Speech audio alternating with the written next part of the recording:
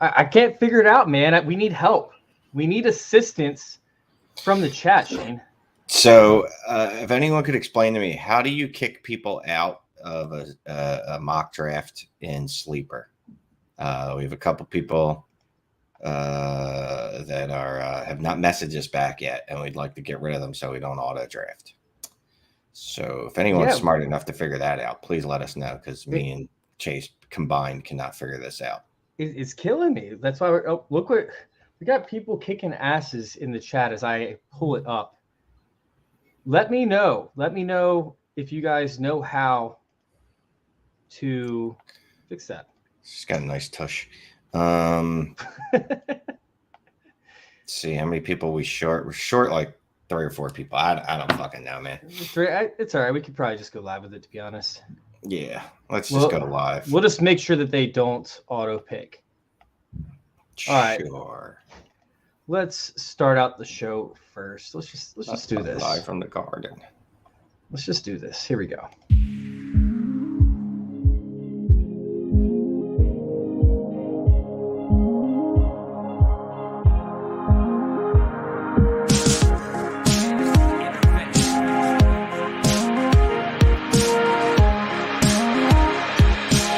This is Fantasy Intervention.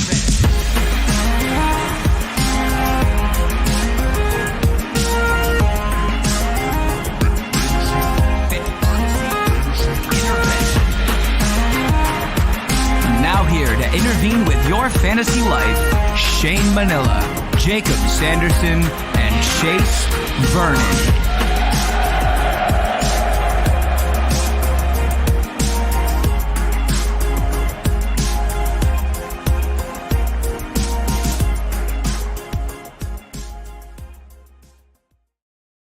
What is up, everybody? Welcome into, another episode of Fantasy Intervention. We are mock drafting tonight. That's right. We are getting into these mock drafts, ready to kick some ass. You guys can go check us out over there at FF_intervention on Twitter for my personal Twitter handle. And, of course, Shane is the worst, my co-host over there on Twitter. What's going on, Shane, man? How you doing? I'm all right, man. I wish me and you were smart enough to figure out how to kick people out of this goddamn draft, but we can't. Oh, we're 2 minutes in. I can fucking curse. You know, if you're not going to be able to do the draft, just leave. I get it. Shit happens. I hope everyone's okay. I don't know what's going on, but whatever. Hopefully we get a good draft tonight and we don't get a crazy like Devin Achane at 103. Oh, my God. Yeah, Devin Achane at 103 is a little bit much. Will Levis, of course, the coach, was over there talking about how he's going to take Will Levis at the 101. Oh, it's going to get wild up in here. Oh, wait. Oh, he's saying at the 102. I apologize. 102 or nothing. Will Levis should not be drafted anywhere before 105. At the earliest, I could see 105. 105. So, Shane, before we actually get this draft started, we're going to get it kicked off here in about 5 minutes or so. I just want to get your opinion on Peter Strager's last mock draft with Hendon Hooker going one spot ahead of Will Levis at the 111 to the Tennessee Titans and having the Texans taking Will Levis at the 112. If that happens, are you more tempted to take Hendon Hooker than what you were before? More tempted? A little bit, yeah. I mean, right now he's not really on my radar, except for the back end of the first. If he does that, well, then I might move him up over Zay Flowers. Yeah. So I'll take him at like 109. Okay. Because he's not good. Yeah, he's an older prospect. He wasn't good. He tore his ACL. He's going. They're calling him a developmental prospect at what, the age of 24, 23, 24. I mean, it doesn't really make any sense to me as to why Hendon Hooker is rising up draft boards so much for a lot of these mock drafters. Excuse me. So, yeah, it doesn't really make too much sense to me. I will say that in terms of my mock drafts, Devin Achane has cooled down a little bit compared to where I was taking him before. I was getting a little excited on the combine hype. I got caught up in it. But, yeah, let's go ahead and start this draft off. Who do you think is going to be the 101? I am going to go with, well, Shane Hallam, who is a super sharp.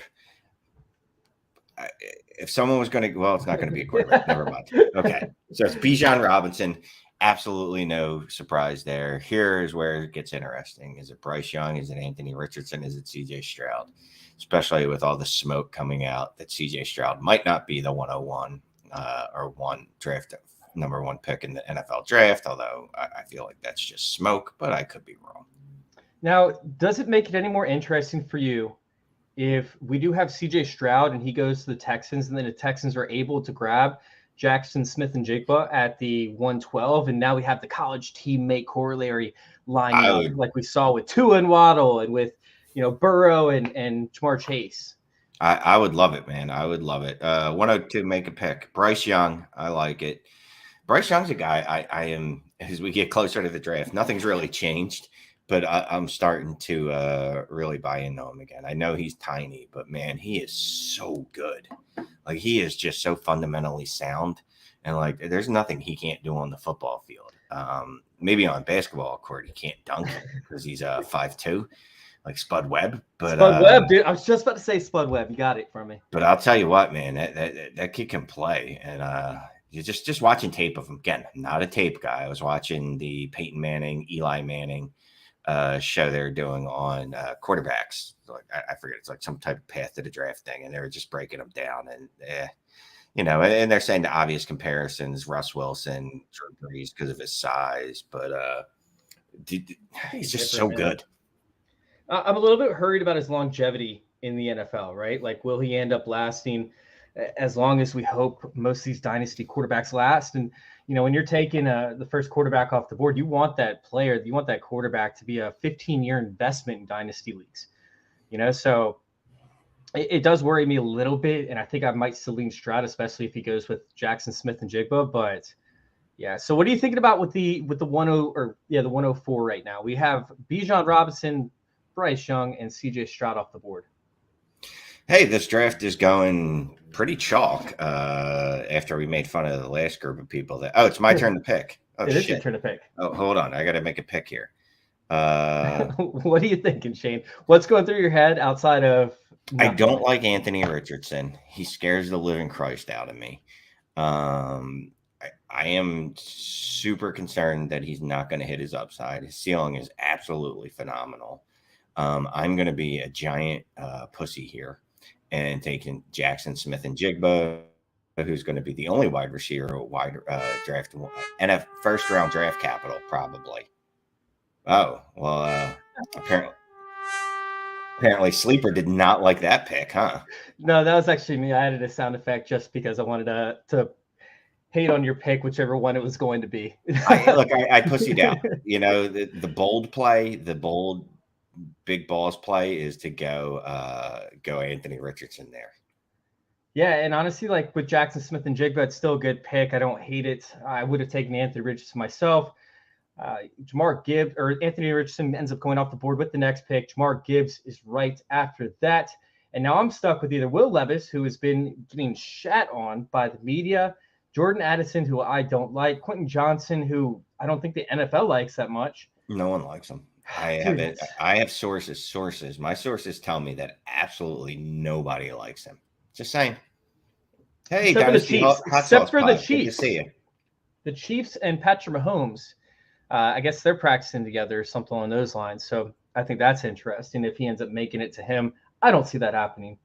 But I hate this wide receiver class. At this point, if I'm sitting here at the 107 and the draft goes this way, and I don't have Jackson Smith-Njigba or Jamar Gibbs sitting right here, there's a good chance that I will try my best to trade out of this pick. If that's not possible, if nobody ends up wanting to make a move, I think I'm going to have to go Zay Flowers here, who I think has the upside. He has a downfield threat. He has that boomer bust capability. This is something where I had probably a good enough team to make the playoffs. Something bad might have happened, like Jonathan Taylor might have gotten injured, at the first game of the playoffs to me, so I end up with the 107. I think I'm going to take Zay Flowers and just hope he ends up being that boom player. How are you feeling about Zay Flowers? I like him. He was already like a first-round draft pick to me before the community came around on him, but that's fine. It really doesn't matter how you get there, or it's when you get there, but it looks like if anyone else is going to be a first-round draft wide receiver, it's going to be him. So I like him. especially considering the other options. I don't like Quentin Johnston even a little bit. Jordan Addison I do like, but I got to see where he falls draft capital. Got to see. I hate Jordan Addison. I am not a fan. I don't think he's going to win in the first round of NFL drafts. So for me, it's like for that point in time, it's either going to be Zach Charbonnet, Quentin Johnston, or Zay Flowers, and I went with the Zay Flowers pick. Larry Monkey, you going to make a pick? Larry Monkey, I don't know where he is. He's also got trade offers from Zach, FF Uncle Fucker. Is telling Larry to go accept his offer and trade HQ1, Dynasty Trades HQ1. Check out the podcast. And I also sent Larry a big offer in his own listener leagues. So really need Larry to come through and do something. Did he pick or did he let it time out? Nope, he went to Will Levis because he still had like a minute left when we were talking about it. So I'm assuming he made that pick. Will Levis, I don't hate there. I've said it 100 times. I feel like he's literally a reincarnation of Jeff George, which will give you fantasy viable performances. And then after 1 or 2 good years, you end up selling him as quickly as humanly possible because he's not going to have a long NFL career. Up next, Brucey took Quentin Johnson. Rizzo took Jordan Addison. Minshew Bro is up on the clock. I think this is at this point in time, outside of Zach Charbonnet getting drafted in the second round of drafts, this is how we should expect every single draft to go. I would have taken Zach Charbonnet over Jordan Addison, Quentin Johnston, probably Will Levis, and Zay Flowers. And by the time the draft rolls around, after draft results, maybe Jahmyr Gibbs, but we'll see how that goes.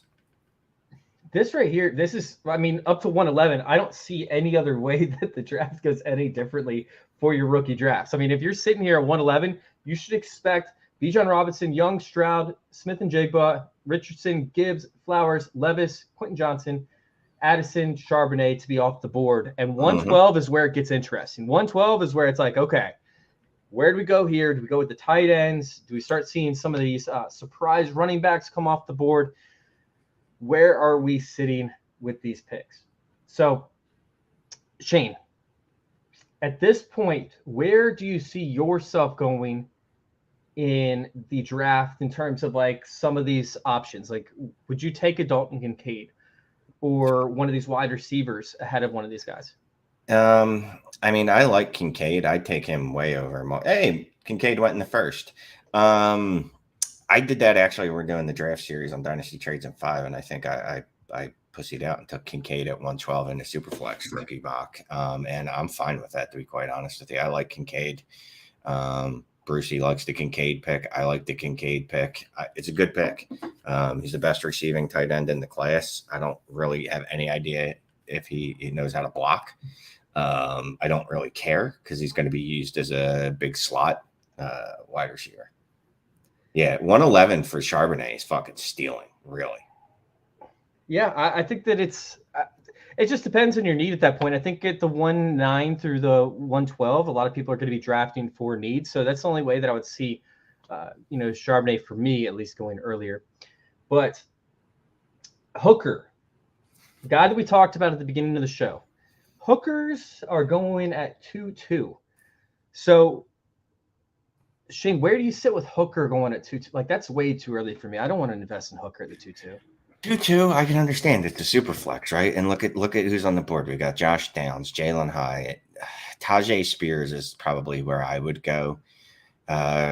Before the draft, it's hard to say that I would take Roschon Johnson over him, Tank Bigsby.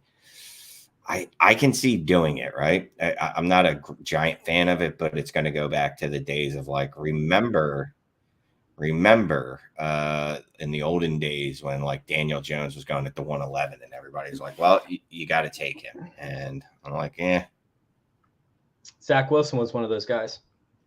Larry's stupid. He rejected my offer. All right. Well, you're up on the clock, Shane. So now shit. You have an opportunity and you were snaked by Gator J, who's taking the spot of Mr. Took Tajay Spears. That's what I get for talking. Boy, I don't need to take him here. I'm gonna hope he's gonna fall. So I'm gonna take. I got 118. I don't know. Who do I like here? I mean, it's probably Josh Downs or Jalen Hyatt, right? Thing is, are they going to get second round draft capital? Because if they get second round draft capital, I'll feel okay. If they end up going in the third round, I want no parts of them. Are you not concerned that these guys could just be like wind sprinters essentially at the NFL level? Like, do you think that they're actually going to get work? Even if they are a second round pick? Like, I mean, are we looking at a Jahan Dotson type situation where a smaller, undersized receiver actually does carve out a role, or are they going to be playing roles that typically don't matter in the first couple of years? I think they're both akin to Jahan Dotson as far as what we can look for in production. Let's go with the Jalen Hyatt's actually a normal sized human. I'm going to go Jalen Hyatt. Yeah, and we do have Mark in the chat. He said not Downs. Downs will be a slot receiver. And honestly, like with Downs being so undersized, he can't be going up against linebackers getting decked over and over again. That's at least where I stand with Josh Downs. Shane, were you going to add something? No, but I was going to say a lot of these receivers are probably destined for the slot. They're all small. The best ones are small, you know. Quentin Johnston's big like an X. He plays like a slot though. He's kind of a soft. But I'm not concerned if they're a slot receiver. I'm really not. Like they can produce. Who's the guy? Is it Hyatt? No, it's Downs that keeps getting comped to Antonio Brown, right? Yeah. And obviously that's pie in the sky because Antonio Brown's one of the best wide receivers ever. But I'm not concerned. What I meant to point of that was I'm really not concerned if these guys are slot receivers. Yeah, I mean, I actually like slot receivers personally. I did a study back a couple of years ago as to like slot receivers' value and how they retain value longer than a lot of these other receivers who do run the deeper routes. The issue here is the weight and the hits that he's able to take day after day because these linebackers that are 250 just can be decking this kid over and over and over again. That's not something you want to see. So they either limit their snaps to third down opportunities. They have them limited routes where he runs to the outside, has to deal up with corners, of course, where they just have him running wind sprints, you know, the middle, similar Zay to Flowers. Yeah, Mark is right. I'm sorry. It was Zay Flowers. Because he's thick too. He put on that weight. He's thick with 3 C's. He got rocked up. I like Zay Flowers a lot. I mean, obviously, I don't see Zay Flowers falling out of the first round of any rookie draft, though, unless it's like an 8-team rookie draft. Then possibly. Yeah, there's no way. I took Devin Achane at the 2-7. I love that value there. I still like Achane. I just didn't love him as much as I did back a couple weeks ago when I was taking him in the first round. But there's one other running back that I probably should have taken above Achane that I didn't have valued this high the last time we did our mock draft. I'm going to wait to say it up until the draft board continues to fizzle. I don't want to give away my secret just yet.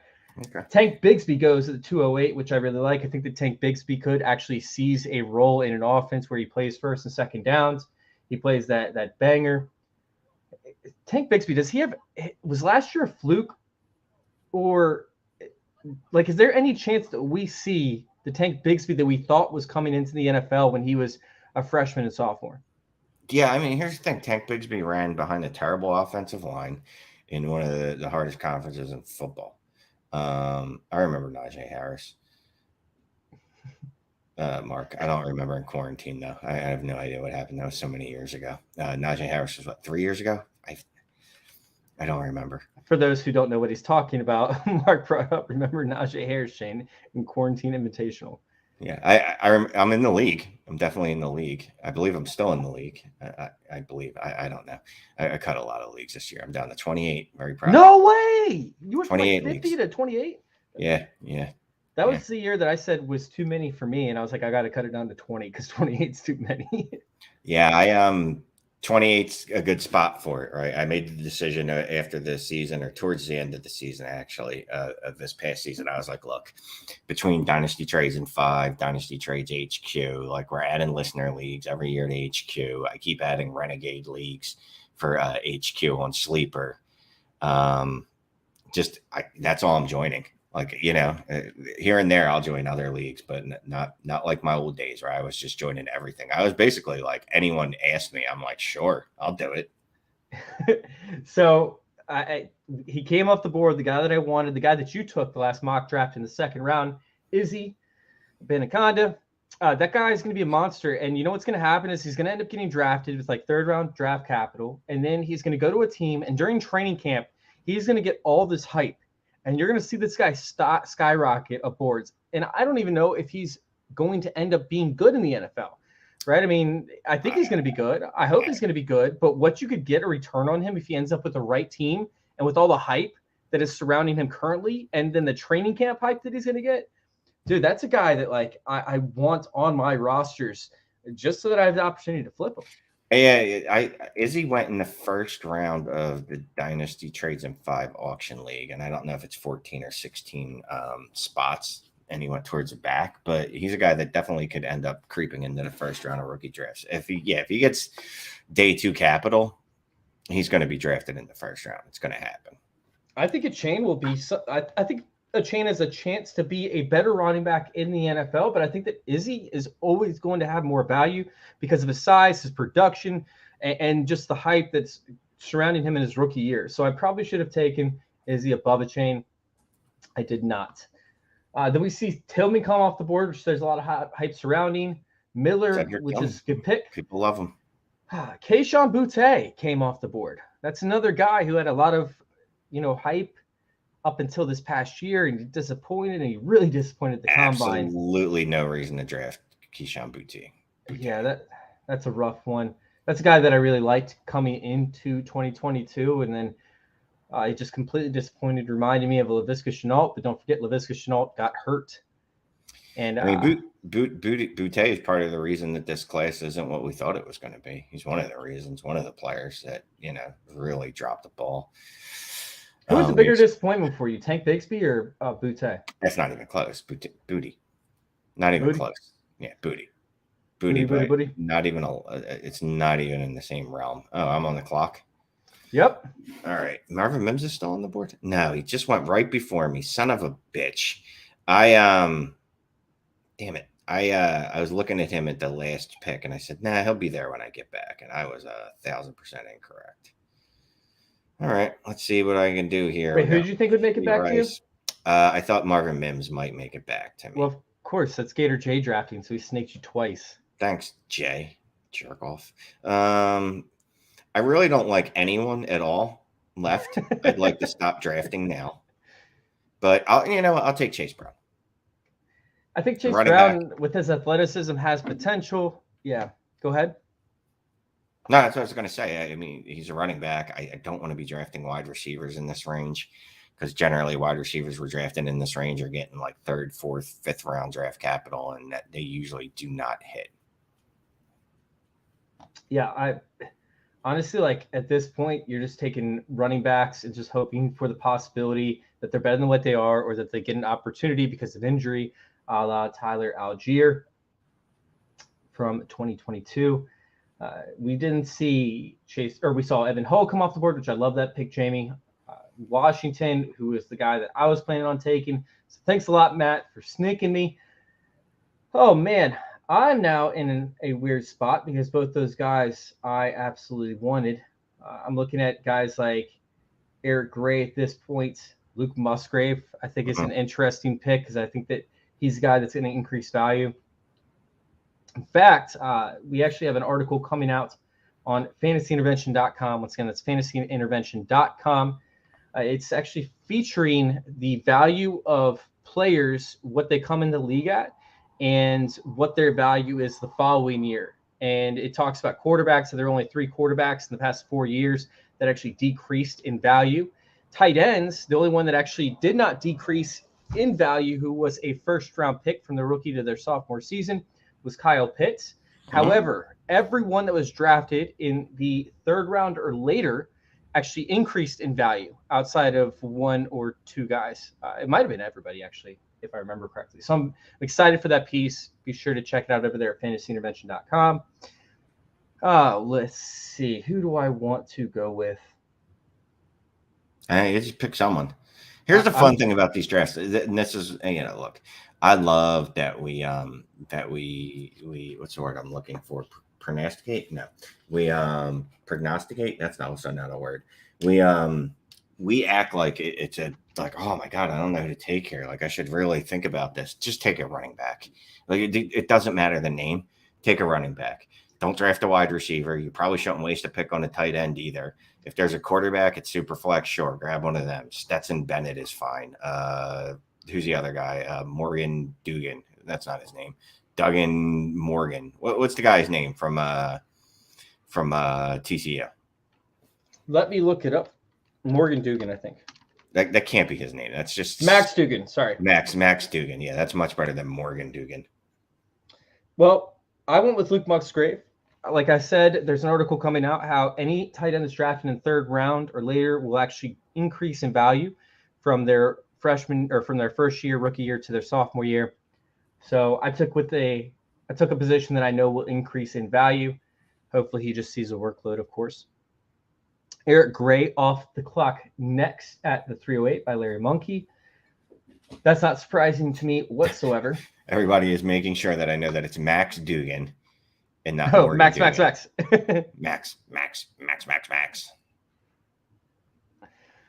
Yeah. All right. Yeah, Stetson Bennett's interesting because Stetson Bennett looks a lot like, or he's about the same size, I should say, as Bryce Young, but he's actually more stacked. Mm-hmm. Yet he has no arm close to Bryce Young. So I'm interested to see if he actually goes. Yeah, I mean, Bryce Young's got a cannon for an arm. Yeah, of course. So, guys, I want you to go check out Trophy Smack over there. We actually have premier trophies, belts, customized merchandise. You guys can actually see the dog behind me on the wall. That's the new wall smack. If you guys go over there and use promo code CIRCLE, you will actually get a free, that is a free 10%, or I shouldn't say free, I'm sorry. I should say 10%. No, it is free. It's a free ring with the purchase of a trophy or a belt. Use promo code CIRCLE over there. You will get a free ring with the purchase of a trophy or a belt over there at trophysmack.com. Go check it out. And apparently you're going to give a ring away to whoever wins our home league, the Fantasy Intervention League. Yeah. We were talking about Howard Bender's going to be in it. We're almost up to 1,000 subscribers. When we actually hit 1,000 subscribers, we're going to be doing a Fantasy Intervention home league where we will get a free ring for the winner. Howard Bender is also donating a subscription to his services. So go check that out over there at youtube.com/fantasyintervention. Once again, that's youtube.com/fantasyintervention. Hit that subscribe.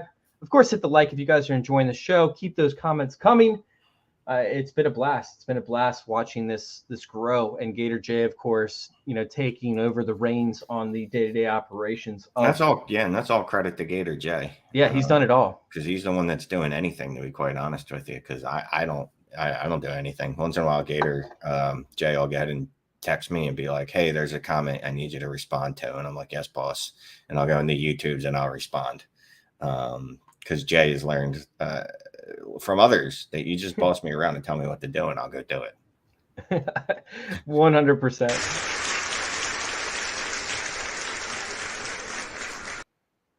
That's for you, Jay, of course, and for Shane for actually doing what he's told. Good job, Shane. All right. Is there any surprise that we have coming off the board? I mean, honestly, it's a late third round. You have Xavier Hutchinson, Rice, Mingo. Like, these guys are guys you're just taking shots of. Hey, I'm gonna keep saying this, and I'm gonna keep saying it until people listen to me. I don't think rookie drafts need to be 4 rounds anymore. I haven't seen a class that deserves 4 rounds of rookie drafting. I want them to go back. Well, I don't know if they ever were to 3 rounds. The leagues that I've been in actually were at 3 rounds. We moved them up to 5 as of late. But we also include veterans into that as well. So anybody that's on the free agent waiver wire, you have a chance to pick those guys up. So that could be an interesting strategy to use with your leagues if you want to go to some of these deeper drafts. All right, Gator J, who are you taking? And Gator J also brought up the dose score, the dump-off containment efficiency score. That was 73% accurate, I think, or maybe it was 82% accurate for 2021. Make up a number, and I'll back you. Yeah, it was 99.9. It was in the, I think it was in the 70s in terms of accuracy percentages. I didn't get to launch it in 2022 because I was a little bit too busy. It will 100% be coming back for 2023, which I'm very excited about. It's once again the dump off containment efficiency score. You guys can find it at fantasyintervention.com. All right. He is saying that he wants to go with Muhammad Ibrahim. Yeah, I was thinking about him. When I thought I was on the clock about 15 seconds ago, I was thinking about Muhammad Ibrahim. So he snaked you again for the third time. Yeah. Really not appreciating Gator J. I wish he would have. Is he just using your rankings that you did? It feels like he's definitely doing something. And I don't appreciate it, but so I'm going to take another running back here. And it's at this point, I am literally just whatever. I don't really care. I don't expect any of these players to hit. I'm going to take Deuce Vaughn because he's a fun little man. He's a fun little human. It could be like a Jarrett Patterson situation where he's relevant towards the tail end of the season when there's a bunch of injuries that happen. Yeah, you never know. No, there's no way he's probably going to be relevant. But in the fourth Jarrett round, Patterson was going to be relevant. Here's the thing: in the fourth round, I don't expect anyone to be relevant that I'm drafting. So whatever. Jarrett Patterson was in the fourth round. He was relevant for like 2 weeks. 3 weeks. I don't believe that's ever been true. Yeah, he got there's an injury over there with Gibson and McKissick, and so he had like 3 games where he carried the Washington football team to nowhere. I think his big game was like against the Cincinnati Bengals a couple years ago, if I remember right. All right. Well, somebody find that out for me. Let me know. Was it the Bengals, and how many points did he score in that matchup? I think it was because of a touchdown, though. Okay. Yeah, I don't remember, and no, I don't care about him. I honestly, players that you're drafting in the fourth round, the hit rate on that is so low, and then if they do hit, you had nothing to do with that. I don't want to hear that. Oh, I was so locked in on this guy. That was my guy. Get out of here. Wait. Are you still talking about Jarrett Patterson? I was reading the comment. In general, just in general. I'm taking the number 1 most athletic tight end in history. Is that Darnell Washington? I thought it was. He just said it was Kuntz. Was it? Oh, yeah. Kuntz tested out of the fucking this world, too. Oh, I missed that. But Kuntz doesn't actually play, though. I think, isn't that his problem? Like, he doesn't get on the field. Oh, I remember hearing about that when I was in Arizona during the combine. Yeah, but I like the Darnell Washington. I like Darnell Washington. That's a guy. I really like Darnell Washington. I really like Darnell Washington. I really hope that he also does not go to Cincinnati because I also like Irv Smith Jr., but I feel like he's going to end up in Cincinnati. All right, Matt's on the clock. Let's see what he does because he's not here right now. Matt, we might end up forcing an auto pick on you because I don't feel like talking for a minute about nothing for a 4th round pick. I mean, most of my life, I talk for at least a minute about nothing. So really, I'm really pretty good at it. Yeah, that's my whole life is just talking about nothing. Well, is there something that you would like to talk nothing about? Like deep? Sometimes in the morning, I look at my little frog. I got an African dart frog, like this big, right? Do you really? Yeah. I used to have frogs. I love frogs. I had 3 of them. Got them from my son last year, beginning of the school year. 1 died. 1 ran away. This is just another way of saying sad. And sometimes I look at him and go, your life is probably really depressing because like you're just this little frog. Like all you do is just sit there with the fake dinosaur that I have in your tank and like just swim around. Like your life must be pretty boring. Sometimes I think that.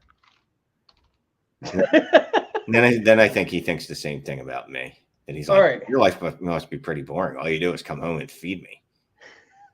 And that's it. Yeah. Dude, I do not understand how Nathaniel Dell, who's going to be a second, maybe Tank. early 3rd round pick. No. Yeah.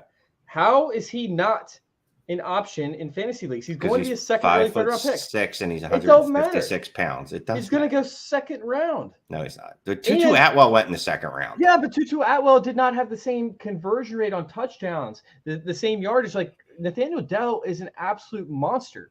28 touchdowns, I believe, in the past 3 years.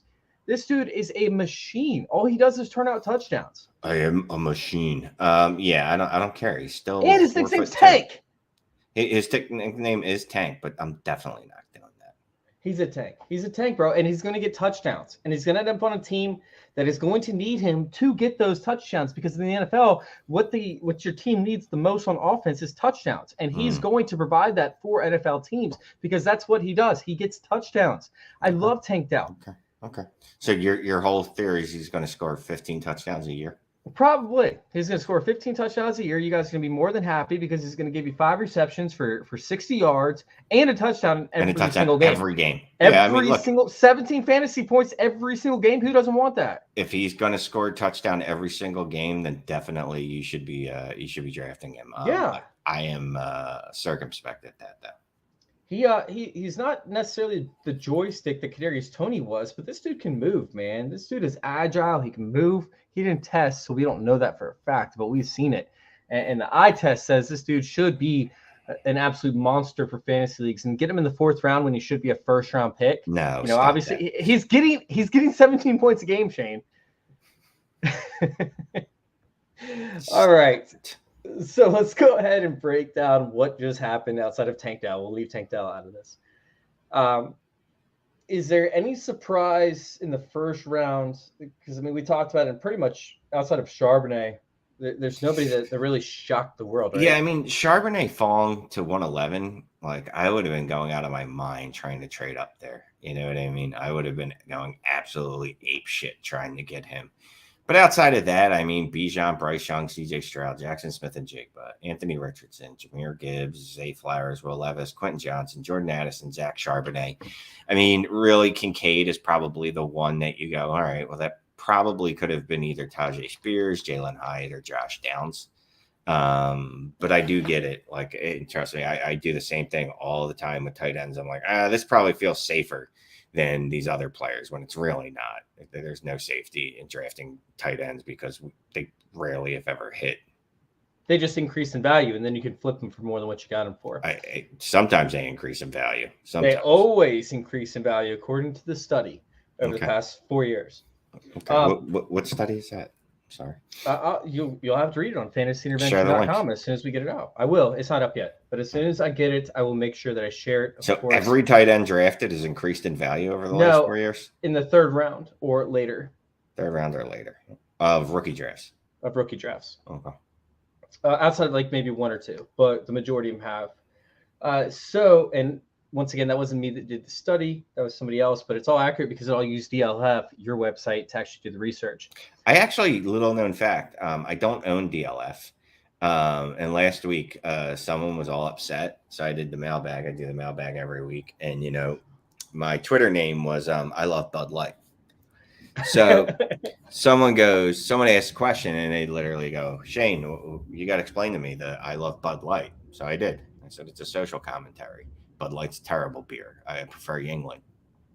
And he goes, well, I'm unsubscribing to DLF because of your political views, and basically because I believe in trans rights, as I believe in all humans' rights. But he got so pissed off that he decided that he was going to quit DLF. He was going to unsubscribe from them. So in our writers chat, I copied the messages, picture of it, put it in there, and I go, hey, to the owners, I was like, I'll buy a sub because apparently I cost you one. And they're like, nah, fuck that guy. We'll give one away. Here's the code. So instead we ended up giving one away. But yeah, what was funny about it is he didn't like my political views, but my political views are nowhere in the writing, literally nowhere in the writing. It's not like I wrote in the article about my belief on human rights and trans rights or anything like that. You specifically asked it because you just wanted to argue. So whatever, go fuck yourself, dude, whoever your day was. I doubt he's watching this, but if he is, I hope he shoves a gun up his ass and Kid Rock just pulls the trigger. Oh my God. All right. So let's go ahead and hop back over to the Zach Charbonnet comment. So I did want to ask you, you said you would trade up for it, right? So let's just say you have the 204, the 203, something on those lines. What would you trade up in order to acquire that 111 so that you could be the one that grabs Zach Charbonnet? You know what? Troy, if he's watching, won't like this. Or he will like this, but I'd actually be trying to trade a 24 first if it was mine, and I think it's going to be good. I might be trying to trade that to get Zach Charbonnet. More likely, I'm trying to just get one of those players off my roster, like Jerry Jeudy, someone in that tier, and be like, here, I'll give you this for this pick. Let me get it. Okay, but not plus like the 203 or something along those lines. So it'd just be that player for the 111? Right. I might try like Rashad Bateman and the 205 or something like that to move up to what's his name? To Charbonnet? Charbonnet, yeah. All right. We do have a question in the chat from Bryce. He said, where would you be comfortable taking Izzy in the second? I have the 205. I personally think the 205 is a great place to take him. If Roschon Johnson's on the board, I might take Roschon above Izzy, but it's right in that range. Yeah, I mean, the thing is that I'm hoping we get some clarity with NFL draft capital, right? Because a lot of these running backs we kind of just have all in the same bucket, and we're just praying that the NFL is going to help separate that for us. Like, can you just get and take Tajay Spears early, Tank Bigsby early, and then help us figure out what these other guys, what you're going to do? Because if Israel is a Bizaconda, that's not how you say his name. I tried. Anaconda. If Izzy goes in the second round, well, yeah, I'll spend the 205 on him. But I don't think if he goes in the second round of the NFL draft, he's going to be off the board of rookie boards in the first round. But I don't know where he's going to go, and that's part of the thing is that the running back depth is so deep. There's a lot of running back depth in this class that teams might not feel pressed to draft running backs in the second round. They might just go, oh, we don't care. Like, we have all these guys graded pretty equally, and we'll take whichever one's there in the third or fourth round. I saw somebody actually project only 3 running backs in the first 3 rounds the other day, which I think is a little bit insane. I don't think it's that outlandish, but it's a little bit insane. All right. We have a question about Trey Palmer. How do we feel about Trey Palmer? And honestly, I love Trey Palmer. If I didn't want to go on the rant about Tank Dell, I probably would have taken Trey Palmer. I don't know if you guys saw me looking it up on my screen in the chat. But yeah, I like Trey Palmer. I think he's a guy that has very similar metrics to maybe like a DJ Chark, where he's, that not a downfield receiver. He can run more routes than just that one route. But he's a guy that you can develop into a primary number 1 receiver, possibly. I don't see that happening, but I just think it's in the realm of possibilities. I don't even know who the fuck he is.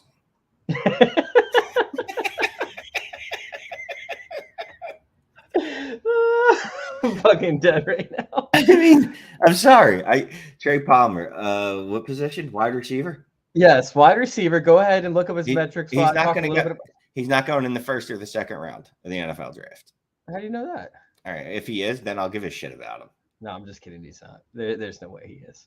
Look, man. And I don't mean to be an asshole, right? I truly don't. But like, you do this long enough and you realize, oh man, here's this late round rookie wide receiver. I really love him. I think if things just break right for him, he could really be a guy.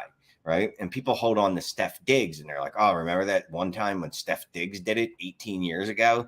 It happens all the time. Right. And you're like, no, if you actually look at how many wide receivers are drafted in the late rounds compared to how many actually ever hit, like at all, like give you even a top 24 season, it is minuscule. It is tiny. So like, I just choose not to care about things that don't matter. You know what I mean?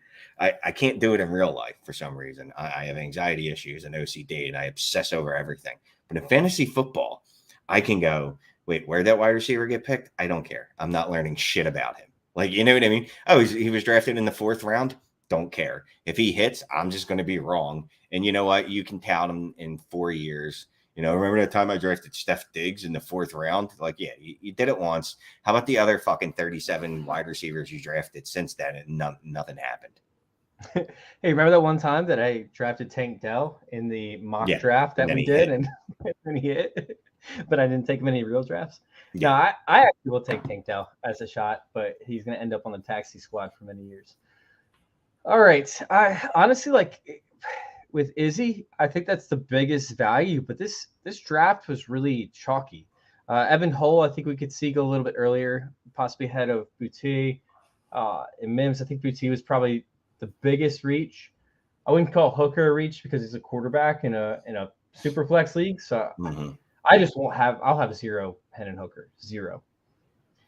Yeah, I don't think Hendon Hooker's a reach only because it's a quarterback and it's SuperFlex. And I get it. And if he's a top 50 pick, which apparently he is just steamrolling towards, I get it. You know what I mean? Especially because we've had hits with, just Jalen Hurts. Come to think of it, I'm like, hey, we've had hits with second round guys, and literally, no, we haven't. It's Jalen Hurts, and that's it. And then I was going to say, Derek Carr, bro, Derek Carr. Yeah. I was going to say we've had hits with late round, first round draft quarterbacks too, but we haven't. It's been Lamar. Like outside of that, you know what I mean? Like Jordan Love is technically, you could count him as a hit right now before he ever starts a game because you could sell him for a profit right now. But I will draft Hendon Hooker, but it's going to be because can I flip him later? Like I'm not taking him in the first round, but if I get him in the second round, can I flip him to someone later for a first round pick if he happens to get a start? That's interesting where Jordan Love goes. Have you seen trades with him where he actually goes in the first, like what is considered a profit on him right now? Oh, I've traded for him. And I've traded the 108 and the 108.5 for him. Because I'll take him over Will Levis, and that's what I'm looking at. Will you really? Yeah. Wow. What if Will Levis goes to the Colts and he's starting week 1? I'm still going to take Jordan Love because guess he'll be starting week 1 too. Yeah, but Jordan Love was a 32nd overall pick, right? Was he 32nd? Yeah, but I mean, we could play that game, but quarterbacks hit at like a half the time anyway. Like they miss anyway. Baker Mayfield was the 101. Remember the Baker Mayfield draft? It was Baker, Josh Rosen, Josh Allen, right? No, it was that was Josh Allen class. Josh Allen in there? I believe it was Sam Darnold was number 2. Right, because everybody thought it was Sam Darnold up until the night before the draft, and then they're all like, "Oh, surprise! It's Baker Mayfield." But either way, just my point is, we've seen a ton of early top 10 quarterbacks fail, and it's a 50% hit rate typically. Exactly. So I don't even know who we're talking about anymore. But Jordan Love and Will Levis. Yeah. So Will Levis being drafted at 5 doesn't guarantee that he's going to be a hit. You know what I mean? That was my only point, was that Baker I thought Baker Mayfield and Josh Rosen were in the same class. I could be wrong. Yeah. Josh Rosen was. Right. It was Josh Allen that I was questioning. I couldn't remember about Josh Allen. Because I thought Josh Allen went the same year as Patrick Mahomes. Did they all 5 go the same year? I'm not sure. What am I thinking right now? Why? I thought they did, but I could be wrong. All right. Yeah, but wait. What has Jordan Love done to justify taking home over a younger quarterback that's not proven? I mean, Jordan Love's shown us that he really doesn't belong in the NFL. Like he's had I wouldn't say that he's not. He first of all, he didn't get a lot of playing time, right? We've only seen limited views of him, but everything they're talking about out of the Packers camp is that he's improved, that they're comfortable enough with him. And that's one of the things, is they're comfortable enough with him to go, you know what, let's just get this Aaron Rodgers shit over with. Let's just move on. We don't want him back as a quarterback anymore. Despite the fact that Aaron Rodgers is still very good. Now, I know there's a bunch of other parts to that. You know what I mean? It's not just obviously not his play, but the fact that they're ready to move on from him makes me feel like, all right, maybe they're what's the word I'm looking for? Maybe, they see something in Jordan Love in his practices and whatnot, because they get to see him. We don't get to see him in a game. I can only go off what they've shown us. What they've shown us is we're ready to move on from Aaron Rodgers and give the job to Jordan Love. Yeah, up against Philly, he actually played very well this past year. 6 for 9, 113 yards and 1 touchdown. The rest of his games, not a big enough really sample size to see anything, but man, I don't know if I would go with a quarterback or Jordan Love at that point. I mean, he couldn't even beat out Aaron Rodgers, and Aaron Rodgers is trash. I'm just kidding. Let's go ahead and let's end up this episode. Let's go ahead and round it out. Shane, do you have anything going on, man, that the people need to hear about? Let's see. We've got the Dynasty Trades in 5, Dynasty Trades HQ, writing for DLF. Follow me on Twitter and jump in my DMs, because that's what all the cool kids do, is jump in my DMs with trade questions. I feel like a hot chick. Like, I get so many like DMs from random dudes. And it's all the same. Like, it's never like a, hey Shane, how you doing? Well, a couple people are like, how you doing? It's just like, bam, here's a picture. Here's my roster. And I'm going to say it's infinitely worse if you're a hot chick and someone's sending you dick pics. But, you know, then getting roster picks. But that's kind of what it feels like, man. I just feel like you're getting used. You're getting used, bro. Pretty much. Dude, you should sign up on Grindr. You might have better luck on there. I might. Yeah. At least you won't get roster shots. You'll just get dick pics. Yeah. Oh, man. Yeah, you guys go check out all of our stuff over there at FF_intervention and join our circle_ on Twitter. Make sure you guys go follow us on YouTube, youtube.com/fantasyintervention. Once again, that's youtube.com/fantasyintervention. We need to hit that 1,000 subscriber mark. We're getting so close, guys. So close. And we're going to have a listener league, $50 buy-in, baby. We might even front a cash prize for that, but we're definitely going to have a Trophy Smack ring included and a Howard Bender, subscription. So I'm excited for everything that we're doing. I cannot wait to get everything kicked off with that. The draft next week, we will be bringing in a guest to discuss some of these rookies and the landing spots. And then guess what? It's wheels up. It's wheels up for drafts. My first draft is the Sunday of the draft. So it starts that Sunday. I'm excited to get it kicked off. Shane, when's your first post-draft start? Probably that night. I mean, I've had 4 drafts so far. 4 of the 28? Yeah, so I'm sure I have at least 1 or 2 that are starting like that day. Oh, love it, man. I absolutely love it. Listen, if you guys have any questions, don't be afraid to reach out. Make sure you guys leave a comment and like this video on YouTube. Hey, let us know what kind of guests you guys want to see as well. I know that Gator J would love to bring some more guests in, so even if it's yourself, go ahead and leave a comment.